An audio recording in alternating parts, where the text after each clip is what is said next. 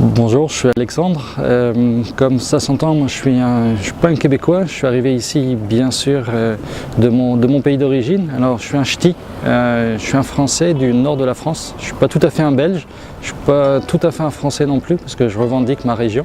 Un peu comme le Québec ici va se revendiquer un peu vis-à-vis du Canada. Ici, j'aide principalement les immigrants à s'établir, venir ici, les aider sur leurs papiers, et puis faire de la traduction culturelle, c'est-à-dire apporter ma culture franco-belge à des Européens, ou éventuellement le fait de parler espagnol à des latino-américains ou des hispanophones qui voudraient s'installer ici. C'est assez particulier de te parler là aujourd'hui en plein automne. Mon rêve quand je voulais venir au Québec, quand j'y ai pensé, c'était de me dire tiens, je voudrais voir les érables et je voudrais voir les fameuses couleurs. J'avais l'opportunité d'aller aux États-Unis, d'aller dans certains États des US, puis de voir ce qu'il en était. Puis au Canada, je me suis dit tiens, ça je vais au moins le vivre, je vais m'y balader, je vais les ramasser les fleurs et les feuilles de toutes les couleurs et les rouges. Et donc ça c'était mon rêve. Puis quand je suis arrivé ici, puis là il y en a qui nous tombent sur la tête, ça tombe bien. Je les ai vus et puis je me suis dit maintenant que je suis là, qu'est-ce que je fais? Ramasser les feuilles, pas forcément. J'ai réussi à faire reconnaître ma profession, et je vais essayer d'aider les autres. Les aider à ramasser les feuilles, ou en tout cas leur dire venez ici puis vous verrez ce que moi j'ai vu et ce que je voulais voir et puis que j'ai la chance de vivre. Et au fur et à mesure, qu'est-ce qui s'est passé?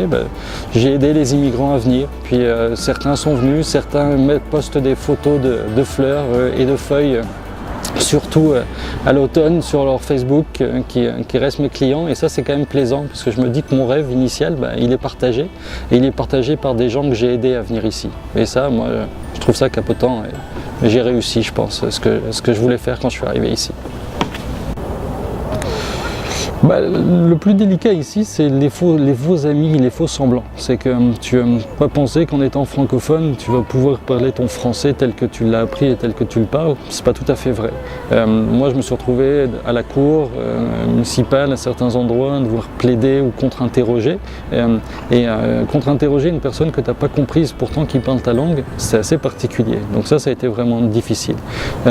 Autre chose, c'est que tu crois que ça va être simple, que c'est la même chose, ou que c'est la transition est aisée, ou c'est tout à fait ce que tu vivais dans un autre pays, c'est pas le cas. C'est l'autre pays qui a créé autre chose. Et donc ça, qu'est-ce que ça engendre? Ça engendre des méprises, des difficultés de communiquer, ça engendre parfois une incompréhension, et la communication, c'est pas ce qu'on dit, c'est ce que l'autre comprend, et parfois on comprend pas non plus ce que l'autre a dit. Donc pour ça, moi ça m'a été assez délicat. Donc maintenant j'essaye de l'expliquer et de se préparer à ça à ma petite échelle. Autre défi, c'est bien que j'ai pu reconnaître ma profession, ce qui n'est pas le cas de tout le monde, c'est pas si simple que ça. Ma profession, on ne m'attendait pas. Ok, tu as le même titre que nous, mais tu n'as pas été formé ici, tu n'as pas étudié ici, tu n'as pas créé tes réseaux ici, tu n'as pas les connaissances d'eux. Donc là, au début, mes défis, c'était ça. J'arrive et je dis souvent, j'avais une sorte de virginité sociale. C'est-à-dire que j'étais arrivé et personne ne me connaissait, j'étais personne, ce qui est très bien quand on veut être tranquille et pouvoir refaire une vie ou créer son projet de vie. Mais c'est aussi déstabilisant quand on a un certain âge d'arriver ici et de se dire tout ce qu'on a fait avant est quasiment inutile. Si ce n'est sa construction personnelle. Mais l'avantage ici, c'est que cette construction personnelle, elle va être acceptée par les autres, et on va permettre d'être qui tu es pour te créer toi-même ton identité culturelle et ton identité personnelle au Québec. Et ça maintenant, j'ai mes bases, je suis ch'ti, j'ai vécu en Belgique, je suis là, mais je suis rendu maintenant un Québécois, ou en tout cas un Québécophile, puis j'aime beaucoup la province qui m'a accueilli, et ça je la remercierai jamais assez. De tout ça, j'en tirerai un conseil. Le conseil, c'est de comprendre l'environnement dans lequel on est. C'est-à-dire d'arrêter de penser que tout ce qu'on a déjà appris, ça va être utile. C'est pas forcément utile, c'est comprendre l'endroit où on est.